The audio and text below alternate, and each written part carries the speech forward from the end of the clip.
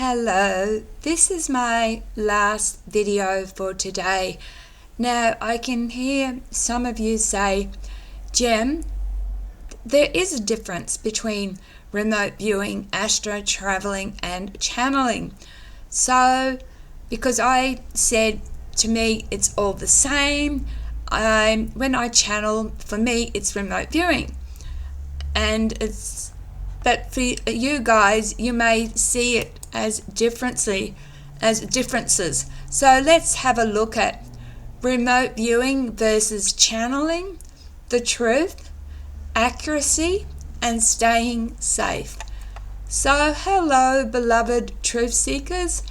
It's Jem here, and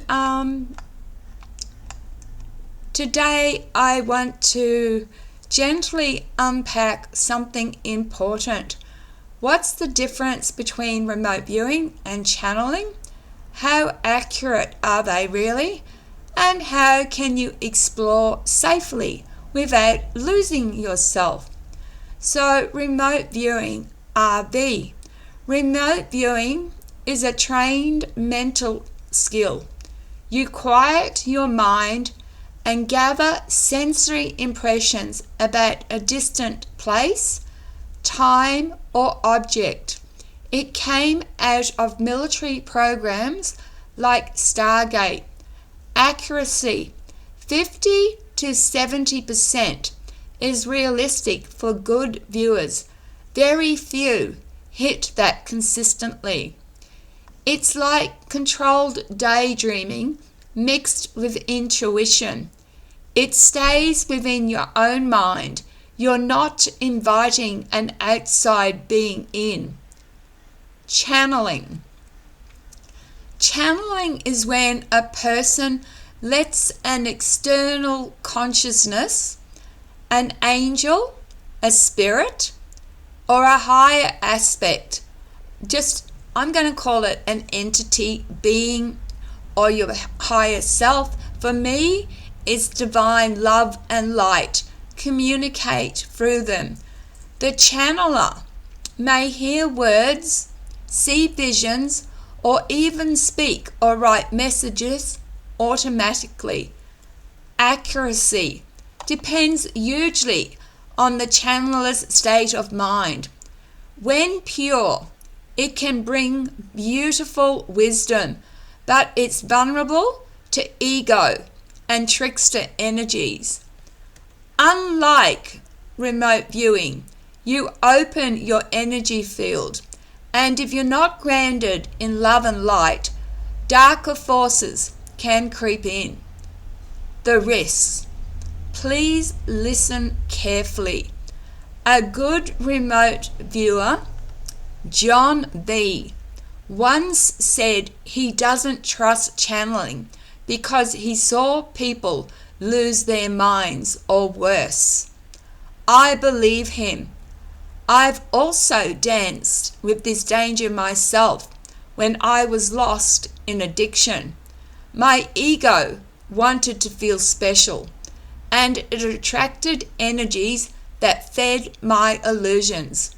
But today, I channel only when I am in divine love and light, fully protected, humble, and open to correction. So here's how to channel safely if you choose. Never channel when drunk, high, angry, or desperate. Always call in your highest source of pure love and light first, whatever that means for you. Stay humble. Don't trust any being that flatters your ego or tries to control you. Write it down. Review later with a clear mind. If it feels dark, stop. Shut it down with prayers or grounding. My honest advice. For most people, learning to meditate and remote view is far safer than channeling. You build intuition without handing over your vessel. A good example: if you want a channeler to observe, look at Esther Hicks, who channels Abraham. Whether you believe or not, she stays calm, practical, and focuses on positive living. That's healthy channeling. Final thoughts. Remote viewing and channeling are beautiful tools, but like fire, they must be handled with respect. Seek wisdom, not ego. Protect your mind, heart, and soul. If this helped, share it with others. Remember, you are the radio, but you are also the listener.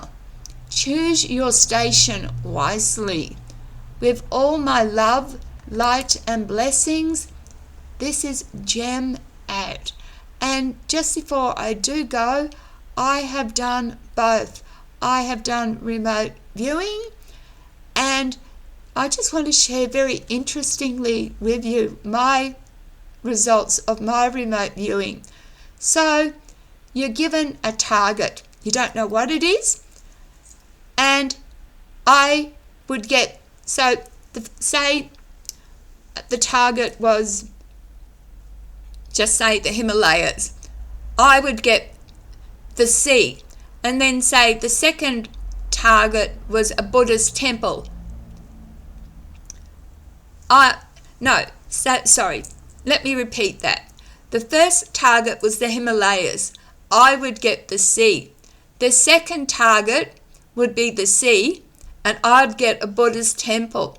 The third target would be a Buddhist temple, and I would get an aeroplane. The fourth target would be an aeroplane, and I would get something else. It was like I was skipping a target and preconceiving the next target afterwards. Or to make this easier for you to understand, a pack of cards. The top card, say, is the Ace of Spades, but I would get the Ten of Hearts, and the Ten of Hearts would be the second card. And so, that they pull out, and so the Ace of Spades is gone, and now it's the Ten of Hearts. But I've just guessed the Ten of Hearts for the Ace of Spades. So now I guess the Seven of Clubs. And no, it's the Ten of Hearts, and the Seven of Clubs is the next card. It was like I was skipping. That's how mine worked. So, but I must share something with you. My son and I tried something. He went into another room, and I kind of flashed him, thought with my head, like I'd say, so he's in the other room, and I'd say, okay, you've got to think of a colour, and I'm in a different room, and I'd push orange, orange, orange. He'd get it right. And the number, I might say between 1 and 500, and I'll go 17. He'll go 17. And he was a very good receiver. I'm not kidding. We did it quite a few times over the hour. Every time I said something, he picked up as a receiver. 100% accuracy. I'm not kidding. But tried it the other way around, I didn't get one. So it is what it is. Now, channeling, I do protect myself, but I was once lost, like I said, in drugs, and drugs never channel while under the influence. You invite dark forces in. All right, I've explained enough. I wouldn't remote view under the influence either. And again, in all scenarios, the mind filters. Sometimes when I channel, that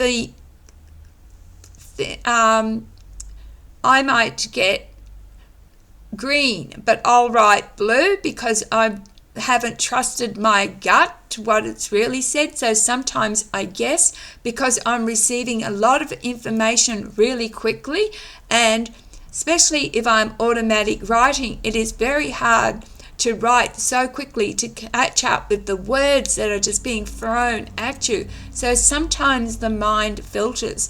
I myself don't know, Esther. That came from me just looking up on the internet a channeler. I've heard of other channelers, and I'm very wary of anyone who channels someone with a name, but that was a name that came up, a good, apparently channeler, her. So, all right, love, light and blessings. I'm done. Bye.